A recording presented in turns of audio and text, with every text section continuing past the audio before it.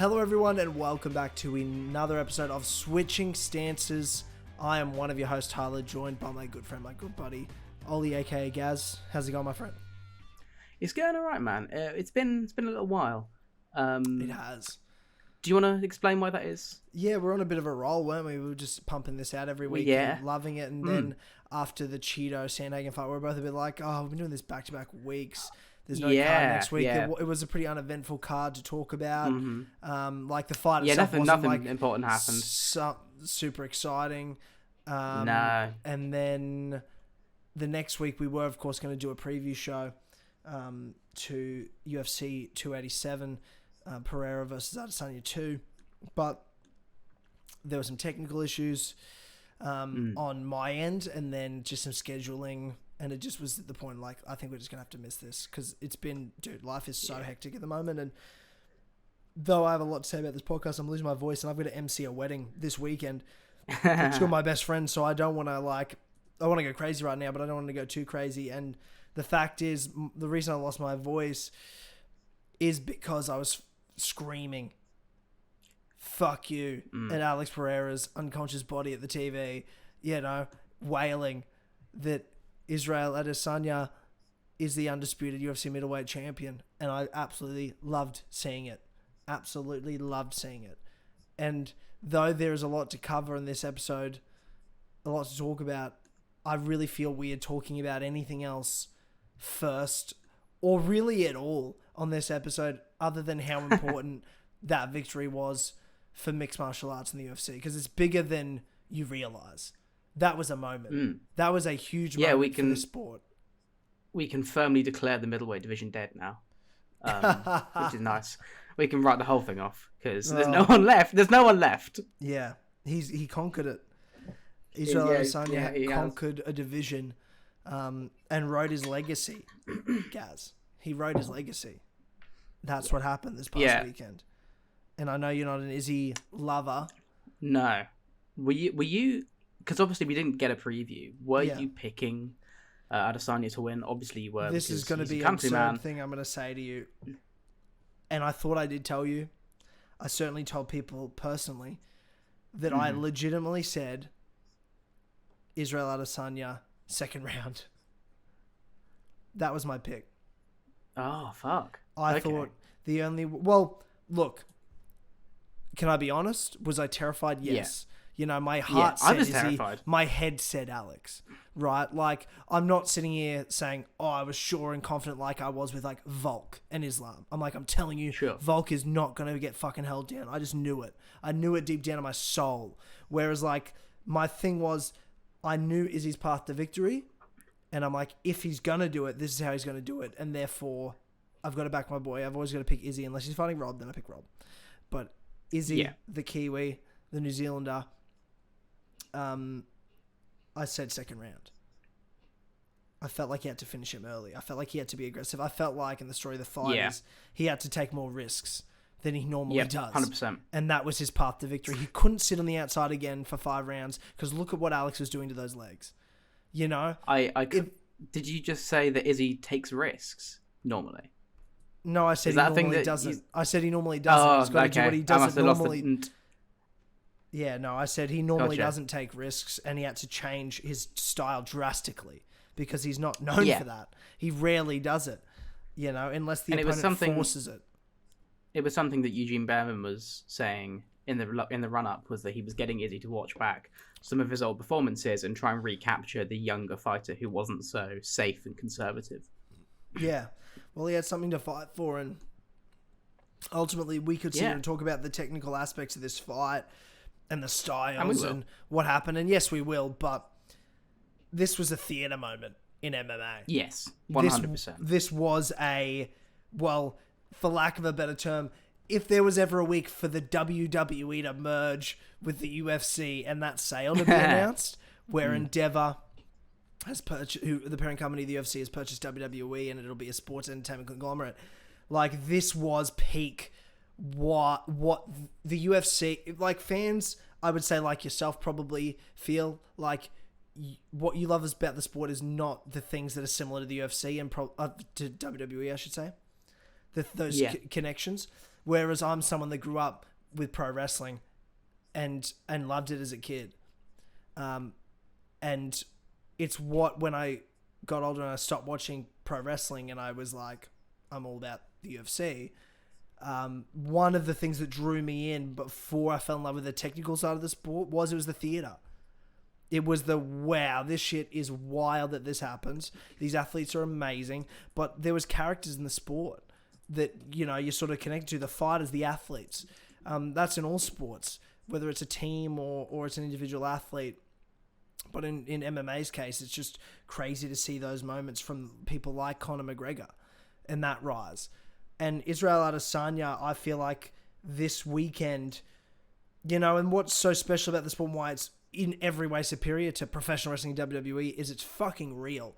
And when things happen that are out of a fucking movie, those moments, they're like nothing else in any sport ever. And the UFC has been delivering them non-stop for the past 5 years. It is insane how many of these we had and have had recently. From Volk Islam to Leon Edwards' shock last year and then, cementing his era. But what Izzy did by conquering a division other than McGregor, Izzy's probably the biggest star. Obviously, there's a mega gap between Conor and Izzy, but who Izzy's become in this sport, he's a household name, and he's even though among the hardcore MMA fans, I feel like he's probably not that liked. He is very, very liked by the masses. Yes, he's a fucking very you heard that crowd. That was he's a Kiwi from Nigeria. And he's in Miami, and that place was deafening for him. He's a star. He's a beloved figure in the sport. And you had regular people who were all over. The amount of big Twitter accounts that I've seen talking about Adesanya, his post-fight stuff, that would never talk about Volkanovski. Would never talk about Islam, who are not on the same level of stardom, but they're big pretty stars. Consensus better fighters. Yeah. And big stars. Yeah, but they're not as big. Izzy is in his own realm that probably only Conor McGregor, maybe John Jones is close to. I think Izzy's bigger than John ever has been, but... I think I'd probably agree. Yeah. And even though, John's is, in all consensus pretty much the GOAT, he's not as big as Izzy is a star. And as beloved, of course, as well. And Izzy was starting to lose some of that charm a little bit just because of some of those later performances. You remember the rise. Oh, yeah. His big moments, and it felt like he created big moments in the sport, from one of the greatest fights I've ever seen him in Kelvin Gastelum to dethroning Robert Whittaker in incredible fashion. Which was a great performance. Great performance, and then to beating Paulo Costa during the pandemic when the sport was really hitting a new stratosphere. But then it just felt like he might have been losing some goodwill, and then Alex came along, this demon, this rival, and beat him, and it just created this whole different narrative, but it created an opportunity for Izzy to define his legacy. When I look at the era, I sort of look at it as my era of watching the sport, or beginning watching the sport. It's sort of the right before the Conor McGregor era, coming into the Conor McGregor era. Conor McGregor was an era. And it feels like I don't know how to define... You never know how to define an era until it's over, because, Conor had to win the Aldo fight. He had to win the Eddie Alvarez fight. He had to fight Floyd Mayweather for it to be his era. Sure. You couldn't say it just after beating Aldo. It was what he did next, the Nate Diaz rivalry, the 2 belts, Khabib. He did things that defined it as his era. He was the main character in some ways, you would say. Among all the great fights and all the great moments, he was the big star. And sports and legacies are defined by that, because the people that are inspired and are the next people to walk into the sport, they're inspired by the biggest stars, not necessarily the best fighters, and they're the ones who will be talking about who their heroes were in the future. And we'll forget about people that may be better fighters, but not as beloved, not as known, and are not talked about as much. Mike Tyson's not the greatest heavyweight of all time, but he's certainly never forgotten because of who he was as a character. He defined an era. Sure. Conor McGregor, the same. And I feel like this era, after this past weekend, you can say is the Israel Adesanya era. Like, I just think I think he's the guy. This is his era. He's not as defined as Conor maybe, but it's not it. But it's like Anderson Silva's. That's how it feels like. GSPs. He feels like that guy in this era. Yeah, I can see that. And the way but it was that night. That was his magnum opus moment. To lose 3 times to a guy, a scary fucking guy, everyone write you off, and you come back and mentally conquer that, and then shoot 3 fucking arrows into his unconscious corpse. Like, that shit, it's the moments he made. And I've watched this fight back, but all I can keep watching back is, I've only watched the fight back once since I watched it live, and all I can rewatch is the finishing sequence, because I'm like, that's all that matters in this fight. Nothing else in this fight matters. It doesn't matter about the calf kicks. It doesn't matter who won the first round. It doesn't matter. It doesn't matter. No, Izzy completely conquered that demon. Yeah. And cleared a division. They are not fighting again. I promise you they will not fight again. I can only see it at light heavyweight. And I don't think... honestly, if Pereira goes up, which he will, I think he should. If Pereira takes the belt off someone like Jamal Hill, who is very winnable, presuming Pereira's chin is better when he's not cutting half his body weight. That's a big presumption, but yes. If he can beat Jamal Hill,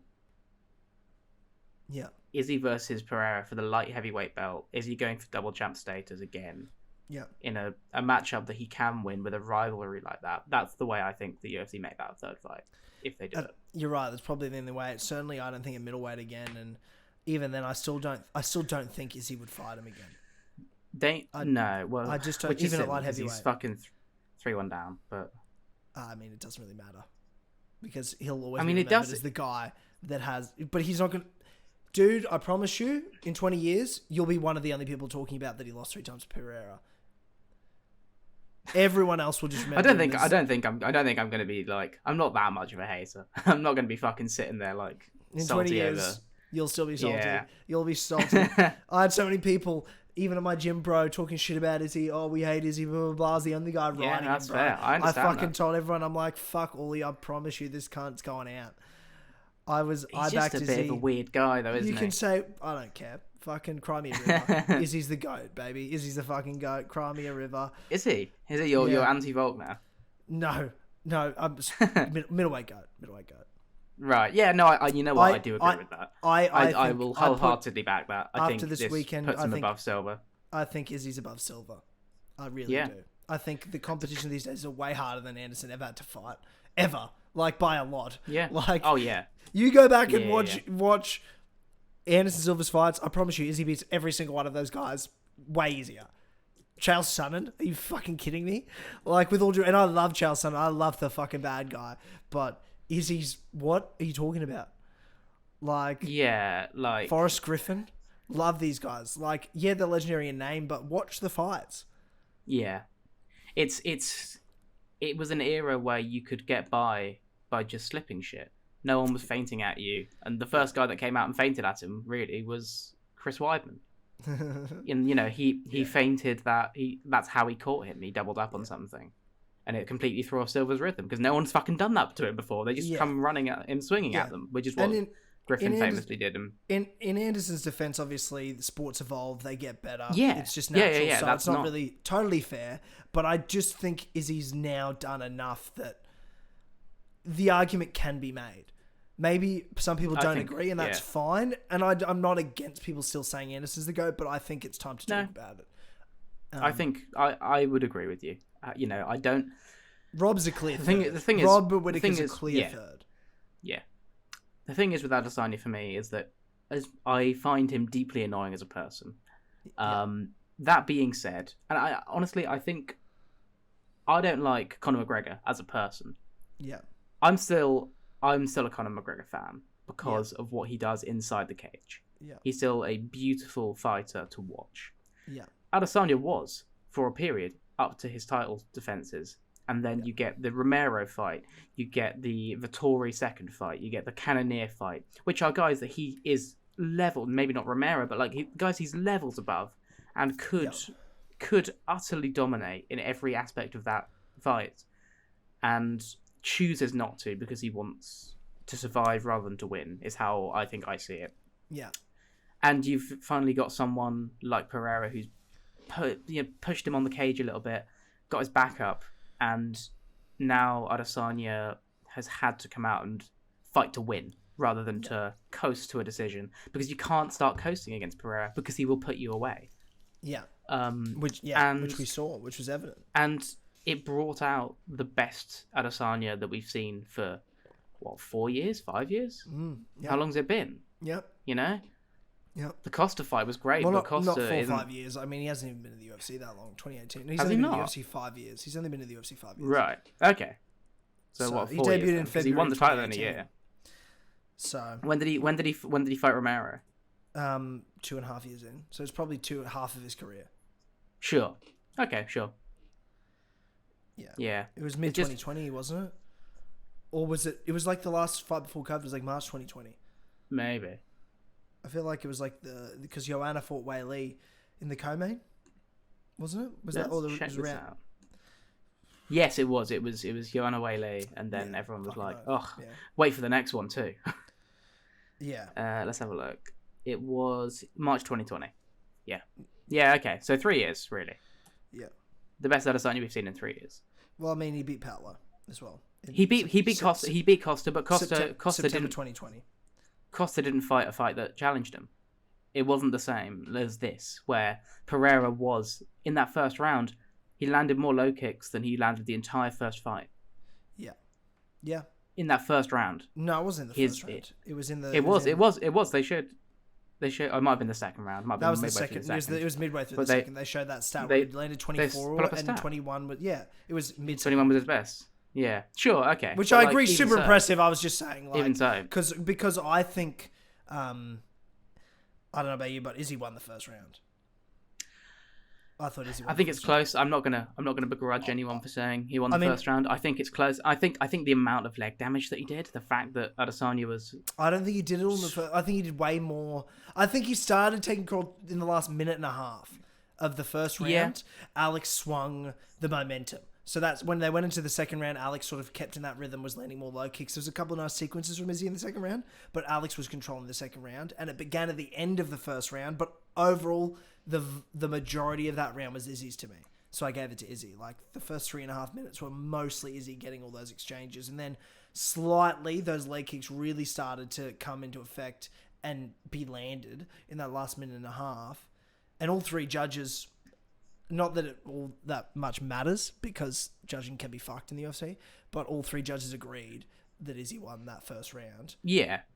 I don't take much stock in what the judges gave it. Yeah. But I don't care that people gave it to Adesanya. I think that's a totally valid score to have. Yeah. I still don't know. Like, that's a round where if you give me more of that fight, I'll start making my mind up on it. But it's so inconsequential that I don't care. Like, yeah. But man, that round. What I really liked actually from Pereira was the way he was throwing his calf kicks. It was something I've seen Gaethje do against Chana actually. When you're in boxing range, instead of throwing them like a traditional kick, he'll sort of turn the side of his foot over like he's passing a football, and just bonk the calf. Yeah. And it sort of means when you get checked, it doesn't hurt nearly as much because it's not shin on shin. It's sort of the side of your foot. Yeah. And it also it's so much smaller of a movement. You don't get that tell of the swing of the hip. You sort of just bonk. Yeah, it's just a touch. You know. It's just a touch. Like, it's like he landed some bigger ones and then he could just touch it to bother it. Yeah. You know? Yeah, just to keep it agitated. And yeah, no, I think you're right. And he was really adding those up, and that's when I was starting getting worried, because Izzy's game plan clearly was to take more risks, but I don't think he expected to have taken so many leg kicks still by that point. I thought he would. I think he thought he had more time to take risks, but I think he realized, especially towards the end of that second round, he's like, I've got to do this soon, because because this will not go well for me if I don't take enough risks and just put him away. And when he, his words, he said he played possum, I don't know. He certainly got hit pretty hard by some body shots, but he stayed in it, and he set himself up, and he did not hesitate when it mattered most, and he landed the killer blow. You know what? I believe that he did play possum. I think that it's totally the sort of Izzy thing to say, and for not to be totally true. Yeah. But I think it's partly I true. do believe if you look at that second round, the places where Izzy's landing the biggest are when Pereira engages on the fence, and Izzy will punch and clutch, and he'll swing something so that he can then start circling out, and it bothers Pereira visibly once or twice before that, and Izzy's sort of uses that opportunity to get into open space. But then you see it in that final bit where Pereira's hands come down to his hips. You know, he's completely unguarded, and he's not the sort of Adesanya head movement guy. Yeah. He stands very tall, and so he's totally there to be clocked. And I think it was a legitimately like strategic decision from Adesanya, and a really impressive one. I can't begrudge him that performance. That was so good. Yeah. It was I don't hate Adesanya enough to want him to vehemently want him to lose, and I don't love Pereira enough to vehemently want him to win. But during that fight, I could hear my own heartbeat, which I've never had before. I've never because you knew the stakes. You know who Izzy is to this sport, and you know the stakes of like what this moment means. I have only other time I've been this nervous, like, and afraid was Volk Islam. Like I was surprised by how nervous I was. I was surprised, sure. And it was partly because, one, I love Izzy, and I do love Izzy, and everyone's talking shit, and I'm like, it's easy to say he's cringe now that he lost a fight, but I fucking tell you, he's the best. I'm telling you. Oh, I was saying he's cringe when he wasn't. Yeah, no, to be fair, you were. But I've heard a lot of people that I've never heard say that, and all of a sudden it's the talk of the town. Like, sure. And I'm like, what the fuck is everyone talking about? Like, this guy is so good. His mental game is insane. And sure, he says, I think, the wrong thing a lot of times when he's trying to be clever, trying to be funny. But, like, I don't begrudge his mental strength. I know it's there. I don't think he's mentally weak at all. I think he's a fucking hard worker, and I think he's an ultra-talented guy, and I think he knows what he's doing. And, you know, to not only get that knockout in the big moment when everyone counts you out, and to put them away that badly, completely out cold, and then stand there and be able to do the sort of celebration that creates the moment to the stratosphere in pop culture history. That photo is immortal in MMA. Yeah, Izzy is a theatre guy for sure. That's crazy to have done that. I don't know. I just don't think people get that. You've got to be focused on the fucking fight, and as if a guy that's lost 3 times could be focused on anything else but just trying to win. But to be like that confident that still, after losing 3 times, and still be like, of course I'm gonna fuck him up. It's like, what? He's like, yep, I'm gonna do it. Does it to the point where he's so confident. He was like, well, I'm just gonna plot out what I'm gonna do after I beat him. I'm gonna fucking put an arrow in his body. I'm gonna fake a knockout and point to his son because I'm a petty cunt. I think that shit is, you've got to be, in the words of Conor McGregor, you've got to lose your mind to the game. You know, to be, I don't think it may be always the greatest of all time as a fighter, but to be the biggest star, I think that it's the little things, and you've almost got to be insane as an artist. It's what separates the fighter, the best mixed martial artist, from just being like an artist of a person. And Izzy's a very artsy, creative person. Yes. And that's what that side to the game is that, you know, other people don't have, though we all love Volk, and he's really come into his own. He's not a theatre guy. What we love about him is he's just a fucking genuine bloke, but he's able to at least show us who he is as just that guy, but that's who he is. But when you want to be the biggest star and the biggest sport, there's the next level. The Conor McGregors have it, and Israel Adesanya, he has that. He really fucking has that. And he created a moment that will define an era. He conquered not just a division, he then conquered his biggest demon. It was his Rocky moment. You know, sure, he didn't have the win streak of Anderson and then lose. Last time Anderson Silva couldn't come back and win the belt. Israel Adesanya did after getting finished. You know what I mean? Like, and Adesanya would, for the most part, beat the guys that Silva did. Kamaru Usman didn't come back and beat Leon Edwards after getting knocked out. Do you know how hard? It is so much harder to lose by knock from the top and win it back. It's so much harder to win a belt back when you've been the top of the top. The creme de la creme. And It's so much harder to come back and win. Only the greatest have done it. I was picking Alex quite, I don't know how confidently, but I was quite firm in my belief that Alex would get it done again because Adesanya, for the longest time, has been someone that believes his own bullshit. In the sense that he wins a close decision against he wins a close. Yeah. I think my thing is I've always believed his bullshit. I've always believed it. But he wins a close decision against Whittaker, and Whittaker's like, oh, I thought I won that. And there's this whole spiel of like, oh, I don't know what Rob's smoking, but I want some of that. You know, that sort of arrogance where he believes that the Cannonier fight, he defended that to the death as well. And I don't think had he this defended feeling that to the death. He was very disappointed in his performance after that. He cried. He did he? Yeah, he cried in the locker room after it. He was so disappointed in himself. I don't know. I've only seen the post-fight media, but he was very like defensive on it, which I understand for sure. Yeah, but then he went on Ariel's show the next day and said he cried. I didn't watch the Ariel show. Yeah, but that makes sense. Dog. But no, I'll take that one back. I've always just believed Izzy. Like, I really just have... I feel like he has been accountable when he's had a bad performance. Rob's probably the only one. And I feel like, well, it's just a competition thing. It's just a competitive thing. You're going to say that. Sure. You know? I just felt... It's a tight rivalry. And I just felt like Adesanya... I felt like Adesanya would believe the narrative going around that he was dominating that first fight. Which I don't think is true. Yeah, I don't... I think... Yeah. I expected him to come out and try and do the same kind of thing and just be, if anything, a bit safer. And I was saying the entire time, like, what he needs to do is put some counter pressure on. Is to, like, make Pereira back up as well. And he was doing that really well. And he was doing that really well, not just with lateral movement, but with feints. He would get backed up and he'd feint something and Pereira would back up a little bit. And that gives him the space rather than conceding to the game of tag that Pereira wants to play, where if you move right, I'll body kick you. If you move left, I'll left hook you, or other way around. Sorry, but yeah. Well, he used his movement well early. It really was the calf kicks that Alex used to sort of keep him in place and minimize his movement. But I'm with you, and I was with my good buddy David watching these fights, and he asked me before Izzy and Alex fought, before they walked out. He asked me, he goes, "How does Izzy win? How does he win this?" And I said, he can't do what he did in the first fight.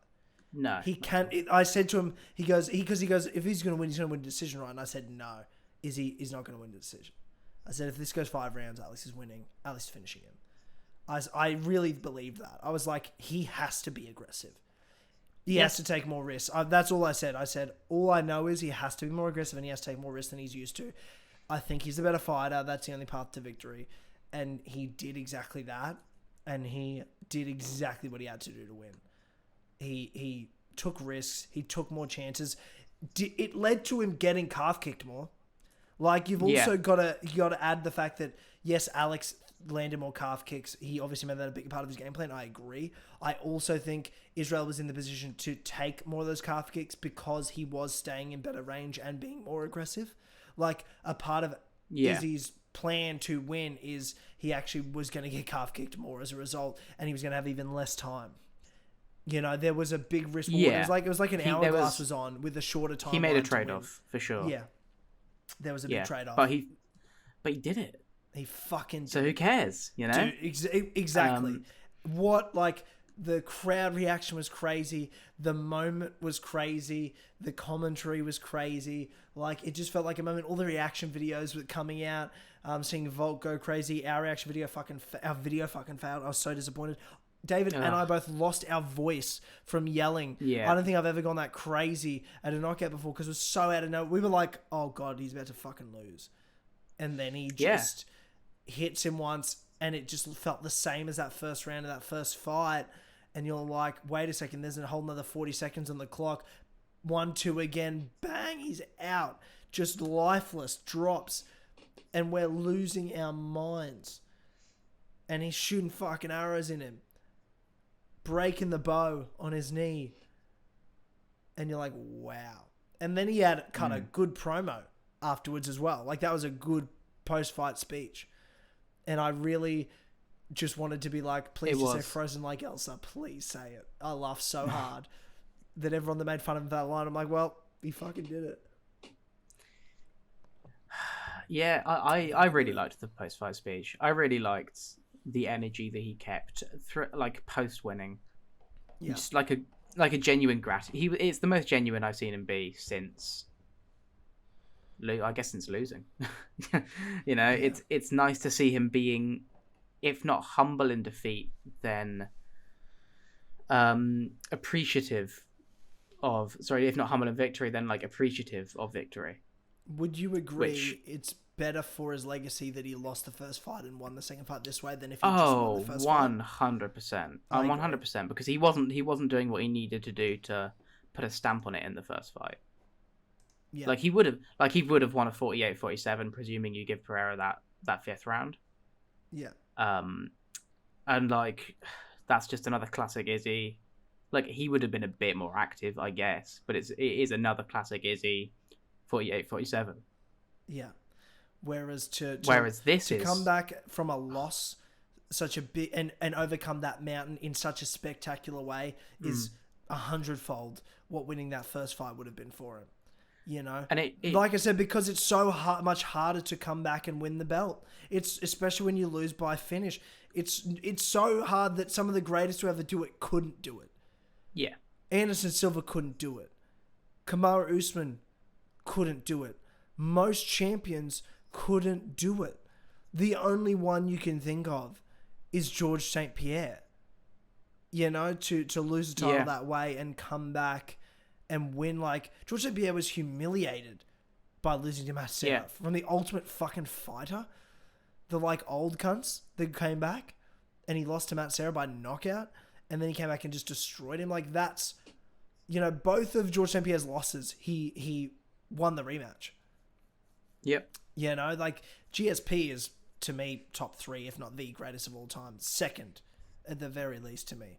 And you've got to start talking about Izzy as being up there too. You know, I think he's at least the greatest in his division, or arguably the greatest in his division. He's higher on the GOAT list than Khabib is. You know, agreed. To me, he's definitely, this pushes him further up than anything else. I think.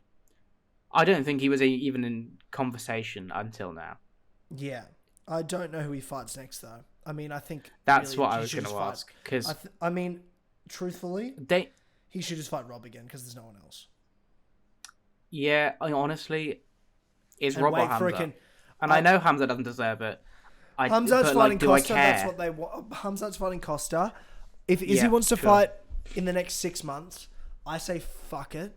Just, I get that Dana's like, look, I don't think Rob, you know, he might not want to do it, but it's like, you may as well just do it now while you can, because there's no clear contender other than Rob. And then it gives you time to have a few matchups like the Kamzat Costas, see what the fucking South African dude that we all hate and laugh at, see if he wins his next fight against someone that sort of sucks, like have him fight Cannonier, and if he somehow scrapes a decision, it'll be Cannonier. Like, then you can just like catapult him to a title shot because he's new, and then Izzy can dismantle him. And Izzy already cut a promo on him at the end, like, you know, you just need a clear contender to sort of come from a couple of fights. But if Izzy wants to fight in the next 6 months, there's no clear contender other than Rob, who had a very close fight, arguably won the fight with Izzy the second time they fought, and then just dominated Vittori. Yeah. Schooled him. Yeah. He's still the number one contender. He has not been the number one contender. I mean, Alex feels like he just sort of came in, took the belt for 6 months just to be a part of a storyline. It feels like Alex should disappear into oblivion now. Like, he'll never fight I think he'll just become like a good light heavyweight. Yes. I agree. But the thing is at light heavyweight, you can't really avoid people who want to wrestle you. You know, if he fights Jan Blachowicz, whilst he'll probably beat him on the feet, and Jan Blachowicz is a tricky striker in his own right, but I trust Pereira to get that done on the feet. But he's gonna wrestle. He's gonna wrestle, and can Pereira deal with that when it's not, you know, someone who's a lot smaller than you on top of you? Yeah, well, hopefully he has time to. It's easier to work on takedown defense than offense. I think as long as he has a few matchups like the Yiris and the Jamal Hills are more beatable for him than a Jan that can wrestle. Like, maybe Yuri could grapple with him a bit, but I think Alex could probably counteract that. I think Jamal Hill he could beat. I'm not saying he does beat them. I'm just saying he could beat them. Yeah. Yeah, no, I do. I agree. I think Pereira is probably one of the better.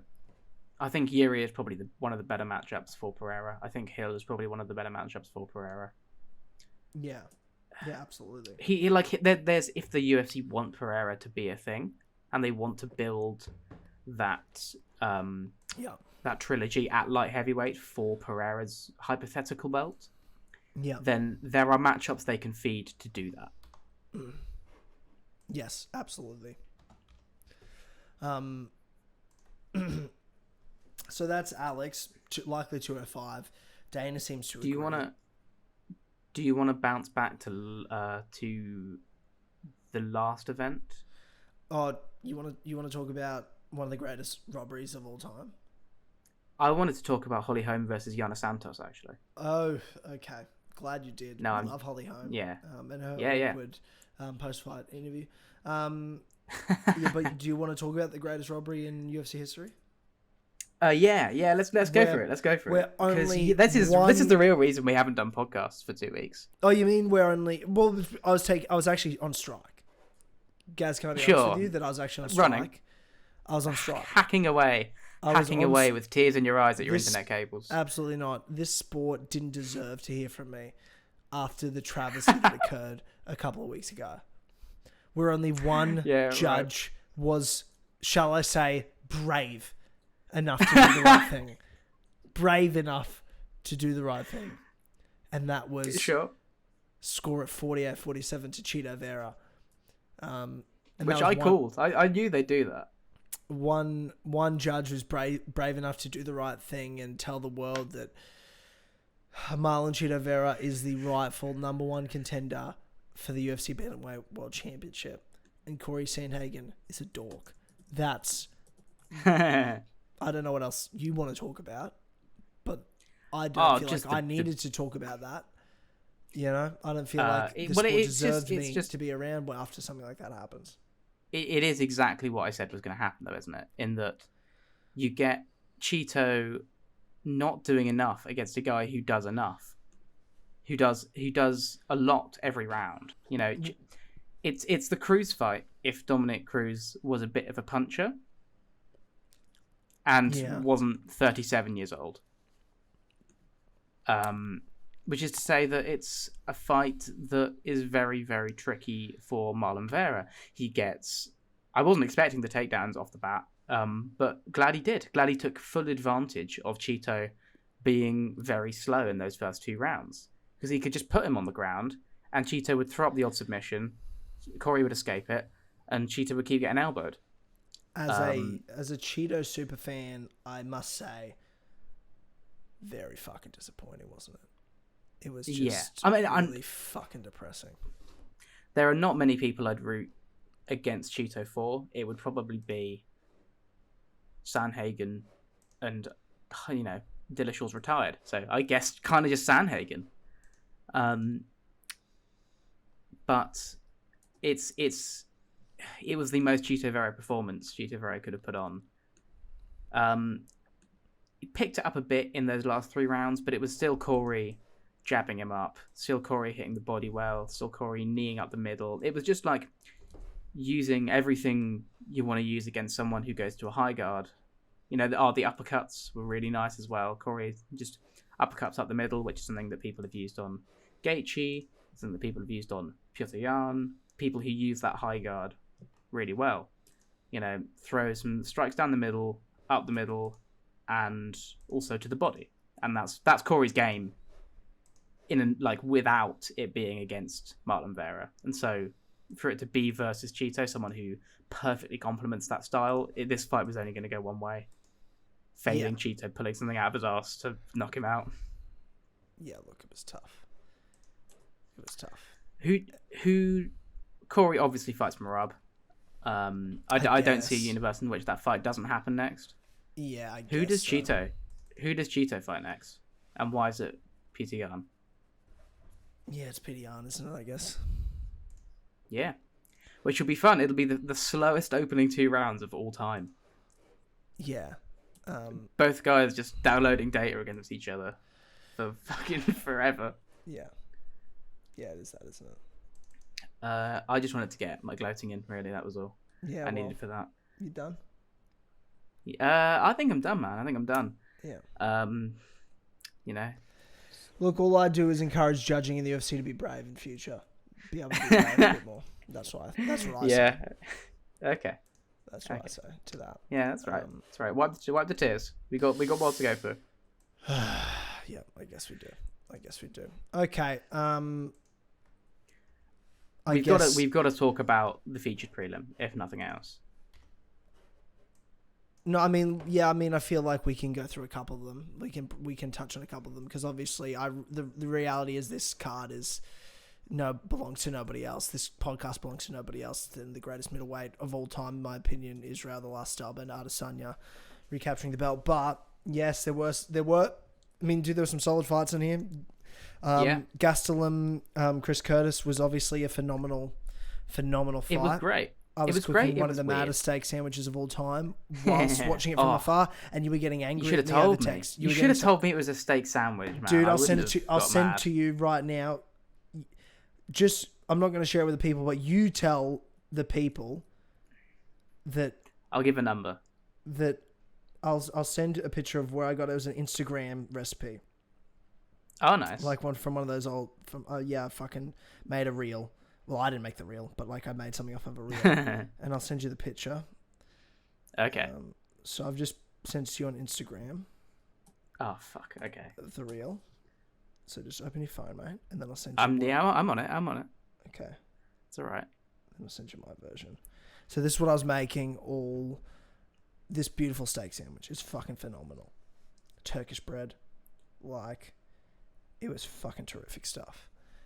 And it was we had a big day. I was telling you before, we had like a sort of Bucks party pub crawl for one of my best mates getting married next weekend.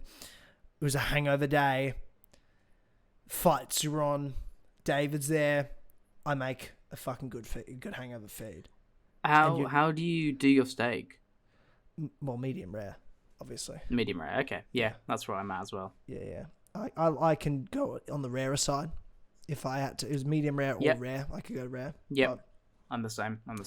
You know, just checking while we have the steak. Just really smash it at the highest heat you can on both sides for a couple of minutes, then in the oven for a couple of minutes, just to, finish her off. It was beautiful stuff. Anyway, you got mad at me because you were saying what a banger it was, and you were arguing that Chris Curtis won that fight, and I said I don't know because I was only half watching. Yeah. Well, so Chris Curtis you say that, but he actually lost, didn't he? You know what I mean? Like, he actually lost the fight. Well, the only reason he actually lost that was because Gastelum employed the savvy veteran technique of headbutting him in the chin, which we do love to see. I love a bit of savvy cheating. Would you say that was savvy cheating? But just headbutting him in the chin. Yeah. But would you say that's on purpose? I mean, no. I don't think it was. I think Gastelum sort of went under him and then lifted his head up. But I can't hate it. Because if it was someone I liked doing it, I do quite like Kelvin, but but Curtis totally won round 2 and 3 if you discount the headbutt, which is hard to do because there was some control time that came with it. He landed a lot after it. But like on the feet, Curtis, I think, got the better shots off on Gastelum. Round 3 was very clearly Curtis. Round 1 was very clearly Gastelum. And this is one of the best Gastelums we've seen.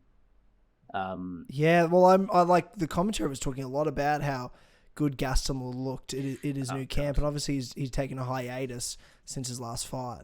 Was Rob his last fight, or had he fought since Rob? Did he fight Cannonier? Was that before? Oh yeah, he did. He lost to Cannonier, didn't he? Like short notice replacement. He was a short notice replacement. You might have cut out again. No. Yeah, I have cut out. It might have been a thing that's happened. That's a son of a I don't know if you bitch. want to leave and rejoin because that seems to set something up very nicely for a bit at least. I don't know if you can hear me even. There we are. He's gone. Pereira's back. Can you hear me now? I can't hear you now. Yeah, you can hear me. Oh, there we are. Cool. Yeah, it's a pain in the ass. Sorry about that. I don't know why. That's all right. It's all good. No drama. What were you saying? Just that. I mean, the commentary, whilst was acknowledging Gastelum was good, pretty poor in the fact that Joe Rogan has been doing a thing for a while now where he picks someone that he thinks is he likes, and then he rides their nuts. Forever. He rides their nuts hard and fast, and this was very much. He said that Gastelum doesn't normally fight bouncy, which is odd because Gastelum has always fought bouncy. In fact, that's what the most Gastelum thing. That's all time. I would say. I'd argue. Yeah, I'd argue. And this is title contender Gastelum every 30 seconds. This is Gastelum for the Adesanya fight. Just a bit annoying, really. But good performance from Kelvin. Be cool to see him fight someone like Strickland. Yeah. Because really, like, you can talk as much shit on Gastelum as you want, and I would. But really, the guys he's lost to haven't been horrendous. Like, Jack Manson and Darren Till are kind of embarrassing losses. Yeah, but then Robert Whittaker, Jared Cannonier are, recent not embarrassing contenders. But Rob actually fucking obliterated him. Like, they didn't look like... Rob would do that to anyone else in the middleweight division, though. Yeah, true. I'm just saying, like, I don't credit Calvin at all for losing to Rob because he absolutely looked like he didn't belong there at all. Like, it just looked like they shouldn't be fighting. But so did Vettori. You know? Yeah, I agree. Vettori looked like he couldn't fucking fight when he was fighting Rob. Yeah. Rob made him look like he wanted to quit. Yeah, it's true. You're right. You're totally right. And the Cannonier fight was close as well. That was like a 48-47 either way. True. Moving on from that. The opening fight was boring as fuck. I don't want to talk about it. This 18-year-old kid. That just I want to talk about it just in the sense that... He got a life lesson is what he got. He got a life lesson. 100%. And it's a shit. This is the kind of... Hulhozis Jr. is the kind of guy that shouldn't be in the UFC yet. It's fucked his career. In my opinion. I think he should be fighting some amateur fights, fighting some, in some B leagues, in some fucking C leagues. Get the confidence up. Learn how to be proactive. How to come out and strike a bit. Set up your takedowns with your hands. If you're put back on the feet, hold your own on the feet. Don't just because once you survive that opening blitz. For those who know, if you know, you know. This feels like Sage Northcutt all over again. It feels like a Dana White. Yeah, obsessed with a little pushing kid some guy. Way too early and gonna fuck his whole career and then be like, we were never friends. Yes, 100%. This is gonna be that story, I think. Yeah.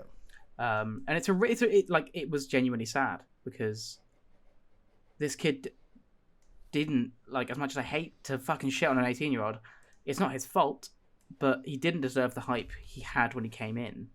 No. God, no. And the UFC pushed him so hard that him losing is some catastrophic loss, where really it shouldn't be, man.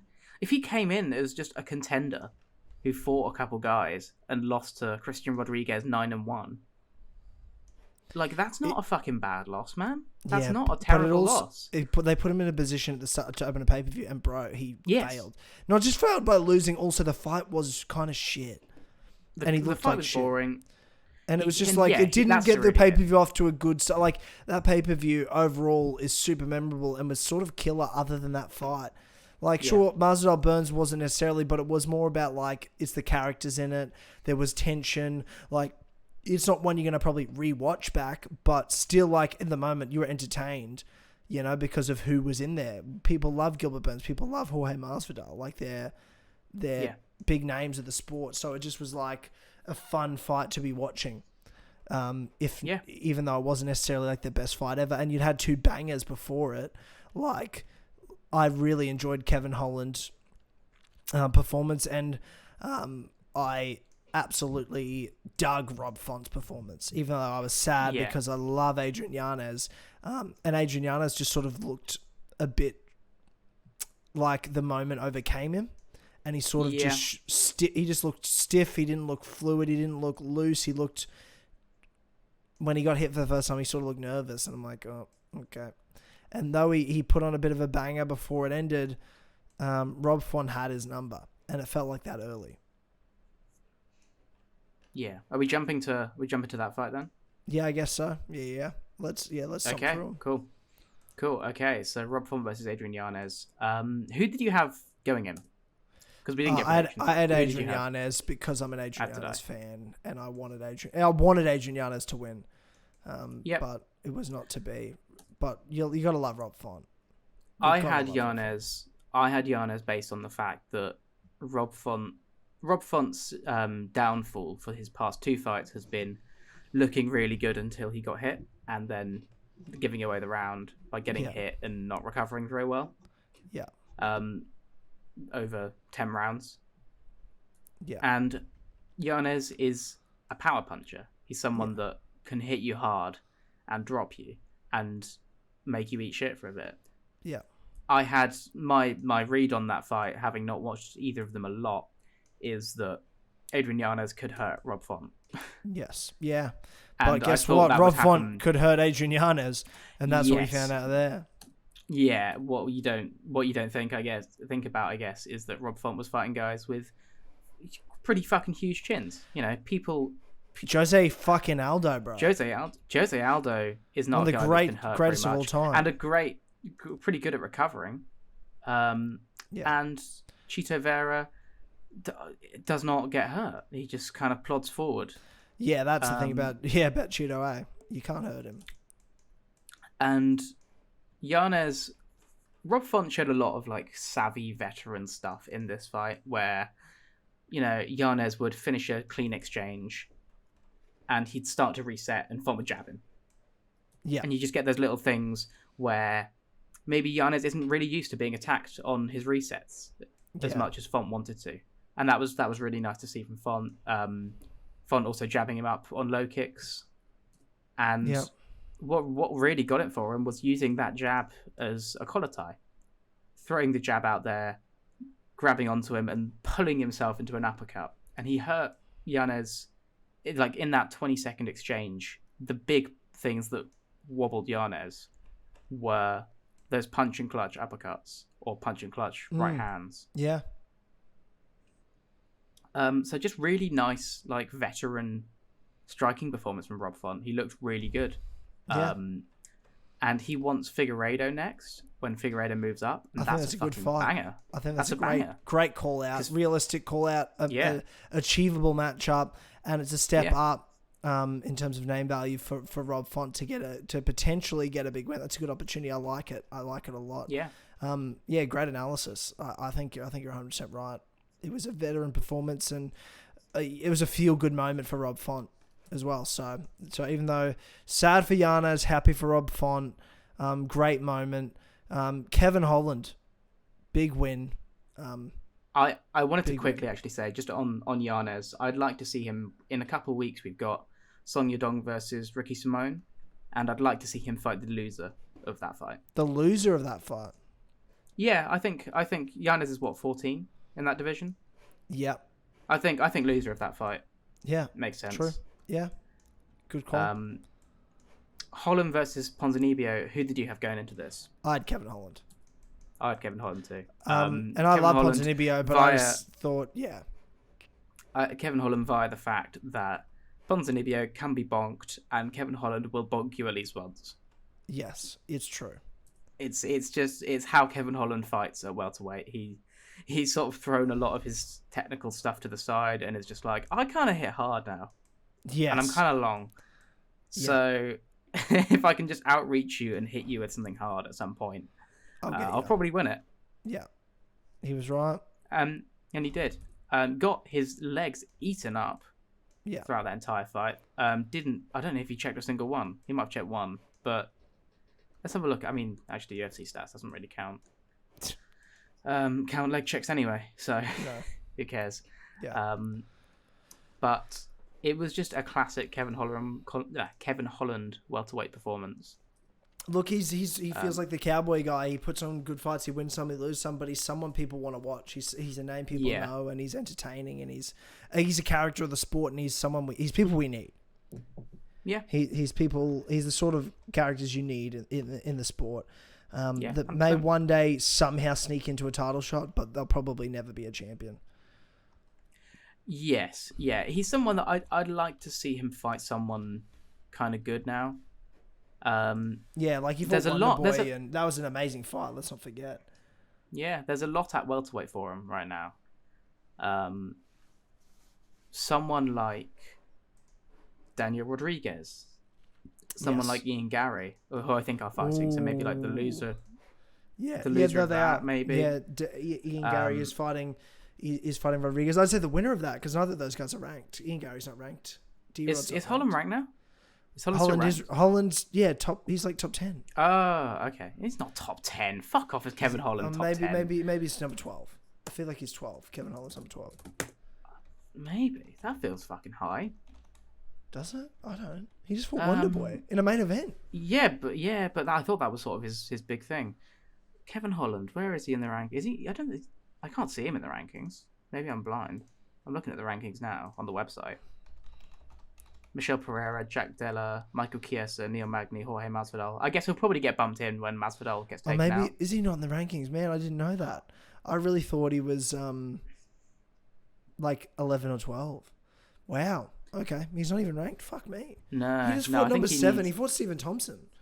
Yeah, that was his but that was his go into the rankings though, because it was a guy who. That's a big go into the rankings. It was a striker. Fight. That's a massive but it was a striker. And I think Wonderboy was a little bit lower down because.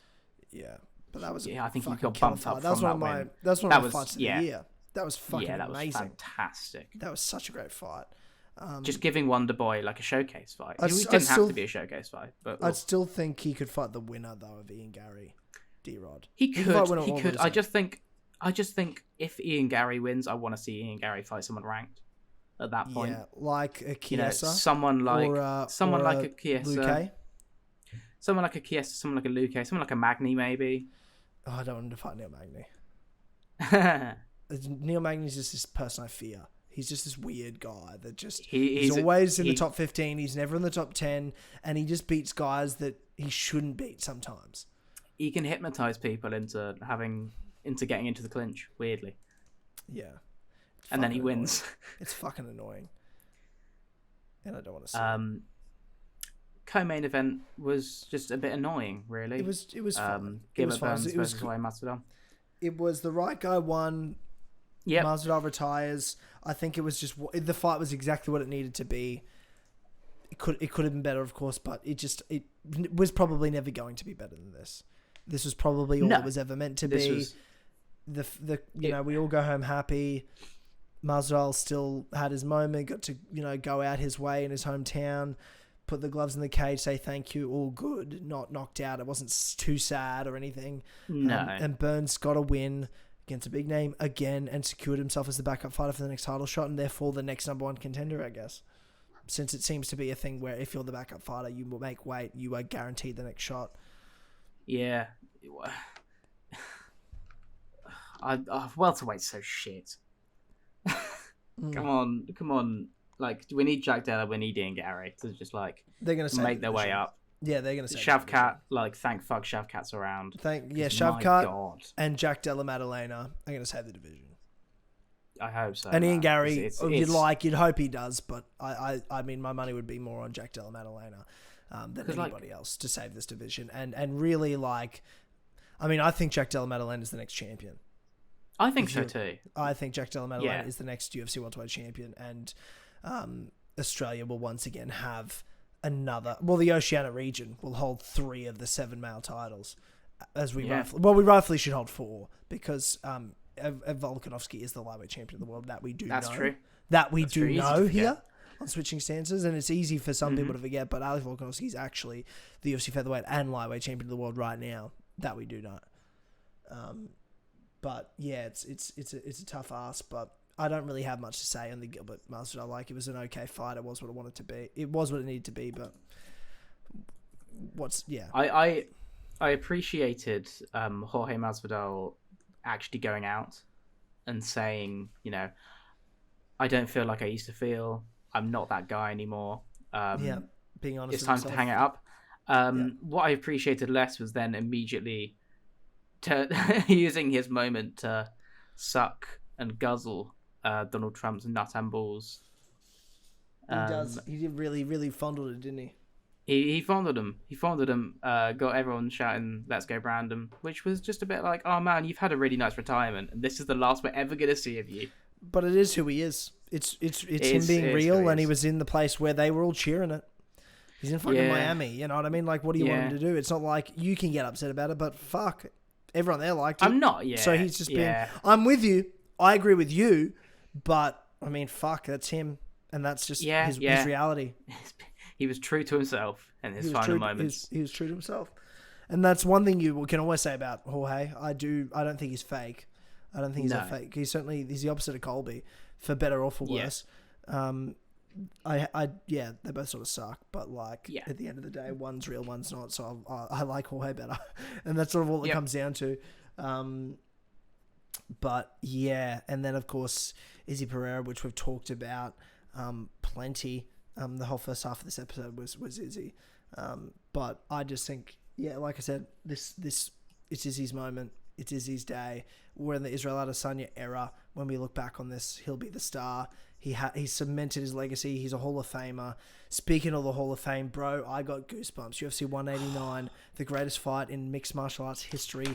Robbie Lawler, Rory Mcdonald 2 for the UFC Welterweight Championship on July 11th, 2015.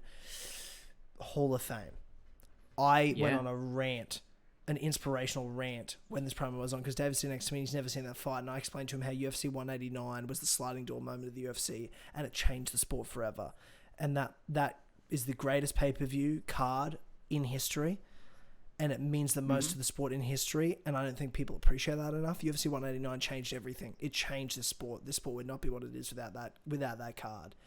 And it had, in the main event, Conor McGregor, Chad Mendes, and of course the co-main, the greatest MMA fight of all time, and that was part of that history, where those two went to fucking war, to absolute war, to hell and back.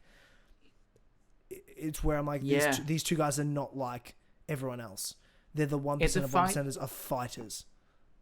It's a fight, it's a fight that, to my shame, I haven't seen yet.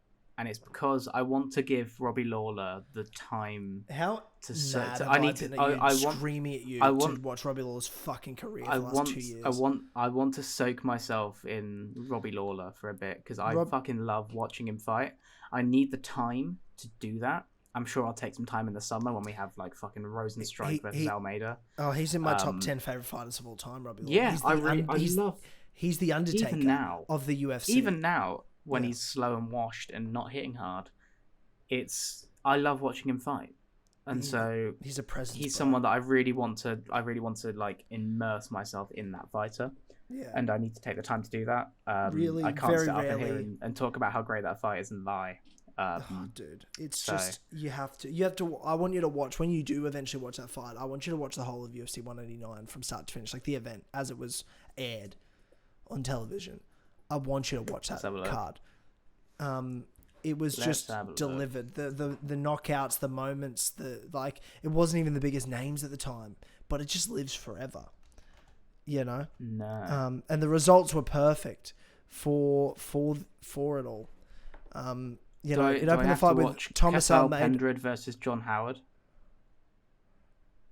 Just the main card. Just the main card. Just the main card. Cool. That main card. I can do that. Brad Pickett, Thomas Almeida, Gunnar Nelson, Brandon Thatch, Dennis Bermudez, Jeremy Stevens, then Robbie Lawler, Rory McDonald, Chad Mendes, Conor McGregor. I know to some people they're like, that doesn't sound like the best card. I'm telling you, it was like a fucking good card to me. Yeah. If you don't think that was a good card, you don't know. Watch the results. When you watch it, by the time Conor and Chad made it to the cage, that canvas, I've never seen more covered in blood than this day. That main card was fucking crazy. Fucking crazy. Yeah, it's a must watch, and it changed the sport. We missed quite an important conversation, because I think it was Sandhagen versus Vera, Cowboy got inducted into the Hall of Fame. Oh, dude, yeah, happy moment. I love Cowboy. It sparked a little bit of debate because there was a vocal minority saying Cowboy is not a Hall of Famer. He's not absolutely ridiculous. He's Absurd. not. He's Absurd. not. He was never been a champion. He's never done enough. He's been a consistent action fighter, but not the kind of fighter that can be venerated in the Hall of Fame. If the UFC wants a respectable Hall of Fame, I guess. I just wanted to get your thoughts on that. I don't agree, but you're talking about purists that think MMA is all about the fight. MMA and the UFC is not all about the fight. It is 50% fucking theater and WWE, as much as you can all deny it, but now they're owned by the same fucking company and there's a reason for that. This sport is more than the fight. It's the theater, it's the moment, it's the people, it's the personalities, it's the people that inspire us, it's the people that give us the moments, that put on the best fights, that put on those fights, because some of the best fights of all time are not the greatest fighters. Do Ho Choi, Cub Swanson, they're not, neither of them individually are Hall of Famers even, let alone champions. But that's one of the greatest fights of all time, and in the Hall of Fame. I can see Cub Swanson getting up there. He's not Cowboy level, maybe, but like if Cub Swanson got inducted, you're telling me that Cowboy doesn't? Like, what the fuck are you talking about? Well, I'm not, but yeah. I know you're not, but Donald Cerrone is one of the greatest characters of this sport ever. Like, when I started watching the sport, he's one of the first few people I knew because he was just fighting every 2 weeks. I'll never forget UFC 182, DC and John Jones 1.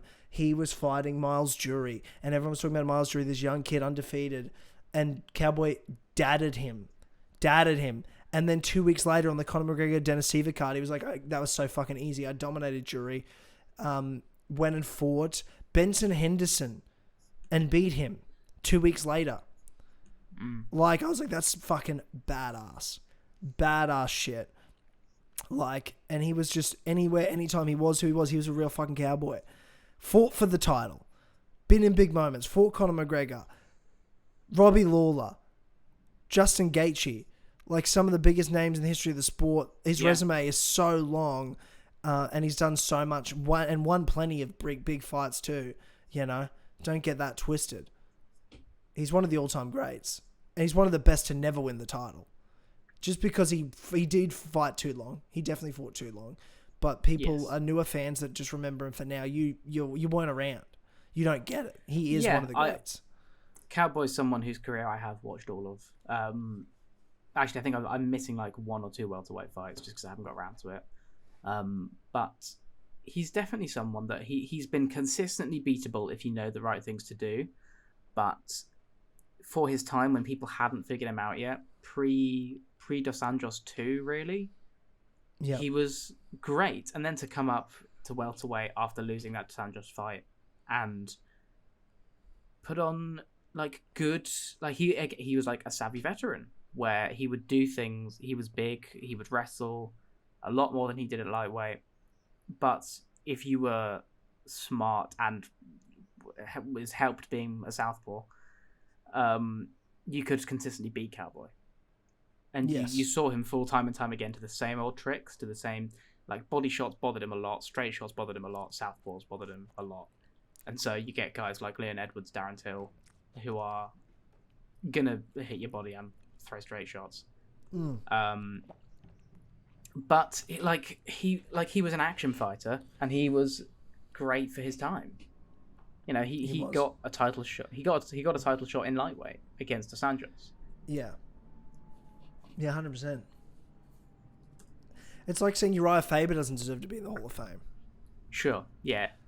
Like, what are you talking about? Was Cowboy WEC champ? No. Okay, I think that's the only thing you could hold against him in that regard. That Uriah was. Yeah. I guess so. Yeah, true. But still, man. But even still, yeah. Like, what do you mean? You've got to what is the Hall of Fame? I would say someone like a Sun Tzu is a Hall of Famer, in my opinion. I don't think. And that might be an unpopular opinion. I don't think. That might be unpopular. I think he would. I think he should be. But based on what? What's he done? What's he done for the sport? He was consistently one of the top guys that never got a title. But he didn't do, like, Cowboy did stuff for the sport. Yeah. He wasn't just a Sun great Tzu. fighter. He has a way better resume than a Sun Tzu, and longer, deeper resume. Did more for the sport. Bigger character, better character. Oh, a better resume than a Sun Tzu? Yes. Cody Yes. Garbrandt, Cory Sandhagen, Marlon Moraes, Rob Font, Marlon Moraes again, Aljamain Sterling, TJ Dillashaw, Pedro Munoz, TJ Dillashaw, Yes. Uriah Faber.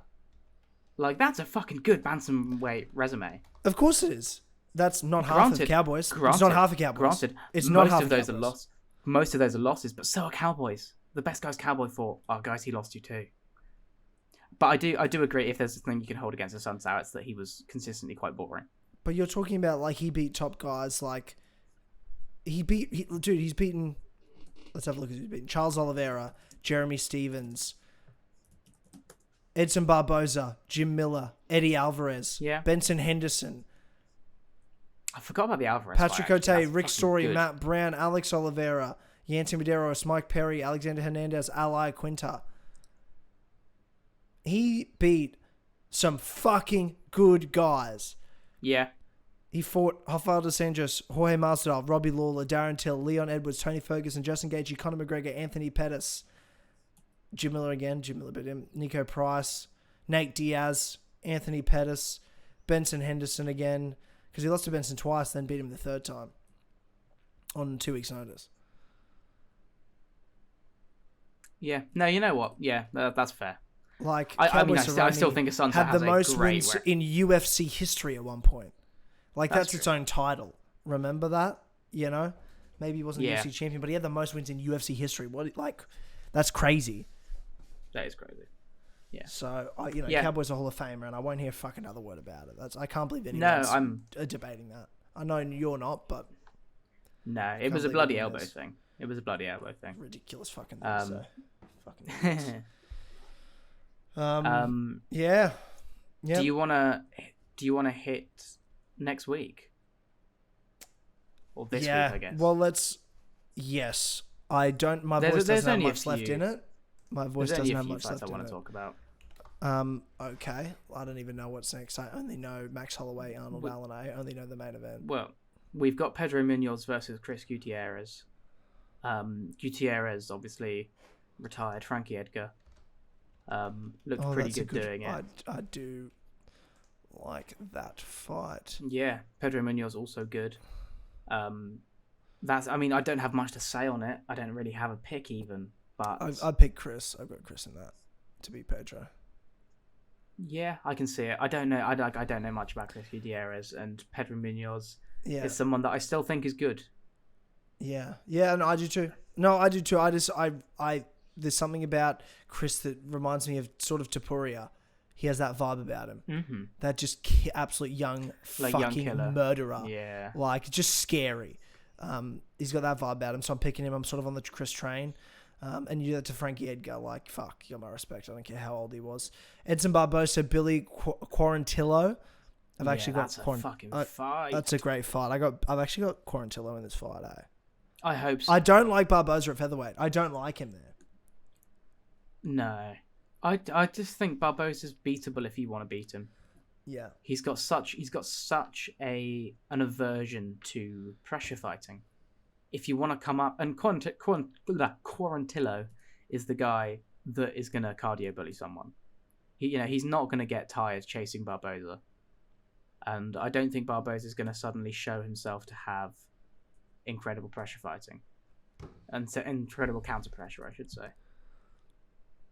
I think at the end of the day, age also comes into the question as well. Yeah, how old's Barboza now? It's not fucking young, not in fight years, anyway. No, 37. No, obviously he's had a lot of fights. 37. Yeah, 37-year-old and cutting down to featherweight as a former lightweight as well. Yeah, I got Billy in this. I just think I think Billy wins it. I just think it's father time. Deservedly so as well, because Billy Q has been someone that is worthy of being He's a ranked beast. in that division for He's a while. beast, for sure. Max Holloway versus Arnold Allen. I think Max Holloway is gonna win decisively in this fight. I think. Do you know what's weird? Sorry to throw this in there. It's just weird to see 7 losses next to Max Holloway's name. when you know how good he is, and he's one of the all-time greats. But when you look at who those 7 losses are, 3 of them are Alexander Volkanovski, and 2 of them are Dustin Poirier. Yeah. And one of them's Conor McGregor. One of them's Conor McGregor. Yeah. It's fucking crazy when you look at, like, he's only really lost to 3 guys, and 3 of the greatest ever. Yeah, and that. You tell me Dustin Poirier's not a Hall of Famer? 21? Sorry, this is back to the Cowboy thing. Dustin Poirier too? He's a Hall of Famer. Justin Gaethje's a Hall of Famer. Dude, Michael Chandler's a Hall of Famer. Michael Chandler is a Hall of Famer. Yeah, 100%. You know, because of the name level they are in this sport, how big they are in this sport. Yeah. No way Michael Chandler, Gaethje, Poirier, none of them were undisputed UFC champions. They'll all be Hall of Famers. Guarantee they'll all be Hall of Famers. It's crazy that Eddie Alvarez was a Hall of Famer, though. What I think's interesting, right, is look at the guys outside of Volkanovski that Max Holloway's lost to, and then tell me what stance they fight in. Southpaw. They're all southpaws, man. Yeah.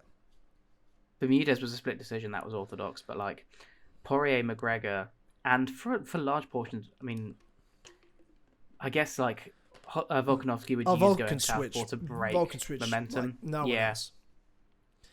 It's how they break rhythm. They'll just switch up stances, like walking back and forth, just to set their opponents off with what they're getting ready to throw or trying to read. I just think it's I don't know how much it's going to come into play. I think Holloway is the type of fighter who can probably fight a fucking southpaw. I guess I just haven't seen enough from Allen at this level. No.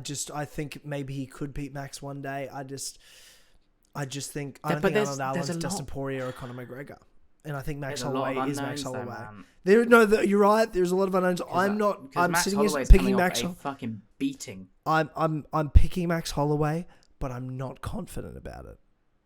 I'll say that. No, I don't know because of the questions. I don't know is the real answer. Like I really don't know. Like if Arnold Allen wins, I'll be like, okay.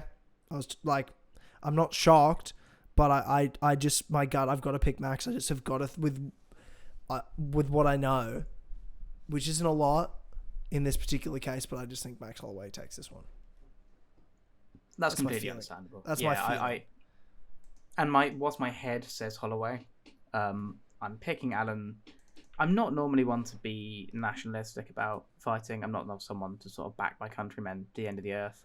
It's hard when your countrymen are Paddy Pimblett, but it's true. Like you're the laughing stock of the UFC at the moment. Thank God for Leon Edwards. For sure. Thank God for Leon Edwards. Thank God for Tom Aspinall, Arnold Allen. You know, we're finally getting some guys who are down to earth, cool guys, which is what you want, because you either get the Brit who's down to earth, kind of to themselves, quite cool, or you get the Brit who is loud, obnoxious, annoying.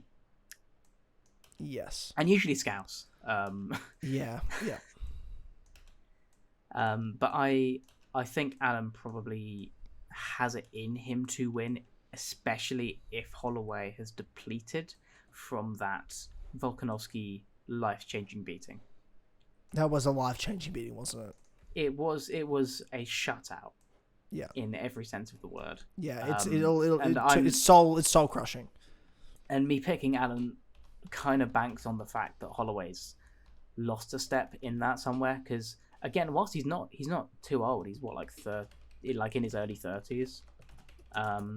Is he even 30 yet? How old is he? Let's have a look. 31. Yeah, right. So whilst he's 31, he's had some fucking wars. Yeah, he has. Been in some fucking battles. Yeah, he has. You know. So he's definitely, I would say Holloway's out of his prime. Quite firmly. I'm not ready to say that the question, until I see. This will be where you find out. Because was the Volk beating out of his prime, or was the Volk beating just Volk's that good? I think the Volk beating was out of his prime, but I don't think he's washed. I think he's out of his prime, but I don't think he's at a stage where he's losing to most featherweights yet. I think he's still quite clearly levels above most of the competition. It's just a question of, is Allen also levels above most of the competition? He looked good against Cater for what we saw. He won the round against Cater quite clearly. Obviously, Chito's someone that builds and builds and builds and builds, so it's kind of hard to really put too much stock in that performance. Yeah. But Allen is the kind of guy who is, I don't know, man. He's like considered and clever, and Yeah. I like that as someone who dabbles in analysis at times. You know, he's clever, and I quite like that as a fighter. Holloway is an all-time great game planner. His camper, I should say. Yeah. Yeah, they are. And so it's a hard one to pick, man. It's a hard one to pick. And I'm going to go with Allen, I think, for the most part, based on questions about Holloway's longevity and a desire to see Allen win. Because also, if Holloway wins, what the fuck happens to the featherweight division? Because you can never... No. Unless you're in a different division, you can never do Holloway versus Volkanovski again. No. I don't. No, like, I'm no way. I'm a Holloway fan. I'm more of a Volkanovski fan, but I'm a Holloway fan. Yeah. I don't want to see that for Holloway's sake. Like, it's such an unnecessary fight now. Volkanovski has beaten him 3 times and crowbarred himself up miles away from Holloway in that most recent performance. Yeah. You never have to see that again. And I'd be saying exactly the same thing if it was Whittaker Adesanya. If Adesanya put that sort of a fight on Whittaker, you don't have to see it again. Doesn't matter about the second fight where Whittaker almost won and Holloway almost won. You know, you don't have to see it again. It's irrelevant. And if Holloway wins this, who is there in that division? Josh Emmett? I think Ilya Topuria is fighting Josh Emmett, so I guess maybe the winner of that, if you fucking can get excited for that sort of like title contendership. Yeah, that's true. Just nothing super exciting going on in featherweight apart from this fight, really.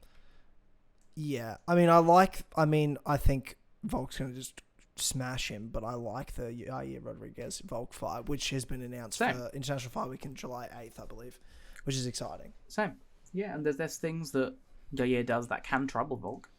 I trust Volkanovski. I trust Volkanovski with everything that I have to fucking game plan for him. Yeah, if Volkanovski can game plan for Islam Makhachev, there's no and arguably beat him.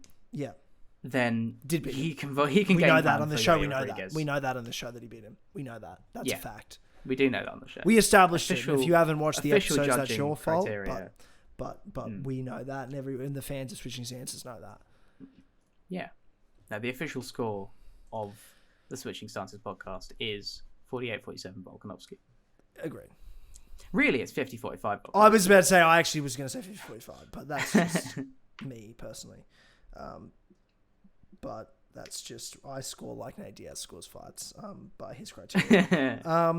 So I'm picking Max, you're picking Arnold? Yes. Okay, I like it. I think neither of us are very confident in that. No, which is always fun.